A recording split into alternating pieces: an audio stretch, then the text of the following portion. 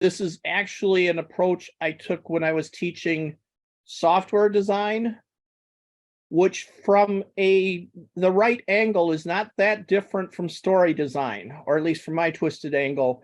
They're almost the same thing, which is why the techniques I've been using to design software for now 30 years became really good modeling techniques for designing stories and also for analyzing stories. Today, we will actually be working more on analyzing than designing, because I figure that's a good way to let everybody see how it works in the scope of an existing work that some of you may be familiar with.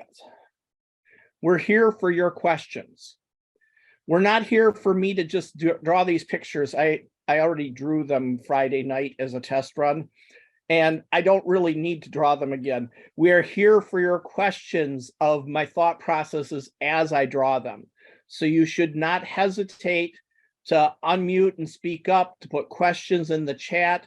You should not in the slightest hesitate to be a participant, not just an observer, but participation is, again, voluntary, not mandatory.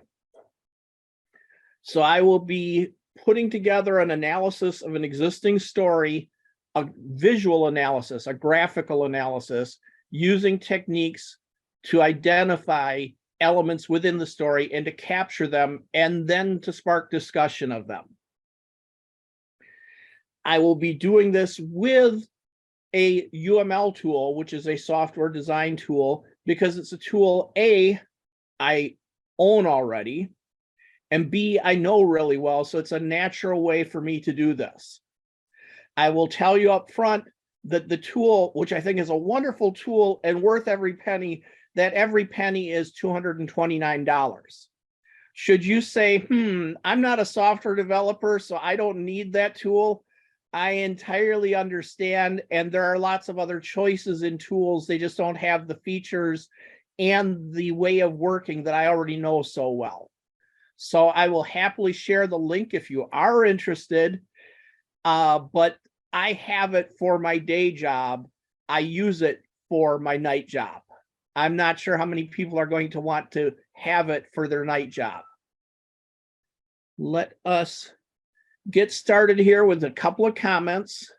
Some of you have heard me give these remarks before in terms of my approach to writing advice: tools, not rules. I think anytime somebody gives you the rules you have to follow for writing, they are either mistaken or they're trying to sell you something. Because any rule you can name, I can find a dozen successful stories that broke it. What happens, however, is when you are new, a rule sounds like certainty, and you crave certainty, you crave some guidance. And so things often get couched as rules. And I like to use a metaphor of traveling in the woods. And that there are these levels of comprehension of traveling in the woods. And level 0, you are wandering, you are lost. If you see a stream, you drink from it because you're thirsty. If you see a mushroom, you eat it because you're hungry and you hope they're not poison. And if you see a light, you follow it because you want to get somewhere, and you just want to get through these woods and you don't know where you're going. That's wandering. Level 1 is following. Somebody puts you on a path and says, if you follow this, you will come out the other side. And here are the streams you can drink from, and here are the mushrooms you can eat. And if you follow this, you will get through to the other side of exactly where I told you to go. But what if that's not where you wanted to go? Or what if it was taking a really long time, so you decided that looked like a shortcut you might take, and so you veered off of it, and now you're wandering again? Following feels like safety because somebody has shown you this will get you to a place. But that's still level 1. Level 2 is navigating. They hand you a map of all sorts of trails through these woods and all the places they lead and hazards you might run into along the way, and you get to make choices. Level 3 is trailblazing. You know how to figure out where the trails are in the woods. You've been through the woods so many times that you can make new trails. You can figure out things that nobody ever thought of before. The problem there is level 3 sounds an awful lot like wandering to a wanderer, because the wanderer doesn't have the 20 years of experience. So the wanderer, I mean, when you're a trailblazer, here is essentially the answer to all problems. Look at your goals, look at your resources, look at your constraints, figure out how you're going to meet your goals with those tools within those constraints. That's not a plan. That's a, I've seen something like this before. It's not helpful to wanderers. And the other problem with these different levels is when you have conversations across levels. So you get one person saying, this is the one true path. Another person comes along and says, no, that's a path, but there are some other paths. And now you've got that discussion back and forth, and you've got the poor wanderer sitting there saying, who do I listen to? Who do I believe? So sometimes these conversations cross levels, that you get two trailblazers talking to each other, and it doesn't even sound like there's a discussion there.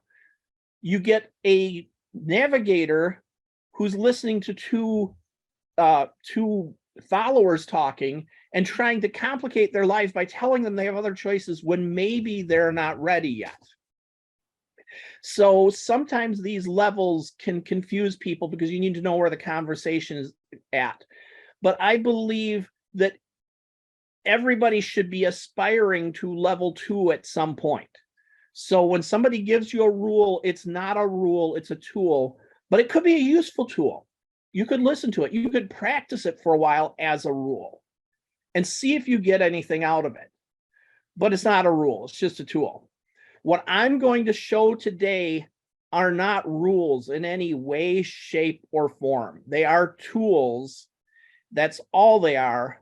But some of you may know me to be a bit bombastic. If it weren't for hyperbole, I'd have nothing to say at all, ever, anytime at all. So if I ever phrase these in ways that sounds like rules, laugh at me. They are things you can do. They're not things you must do. Absolutely not you must do. They're not things you should do. They're things you can do, and here's how.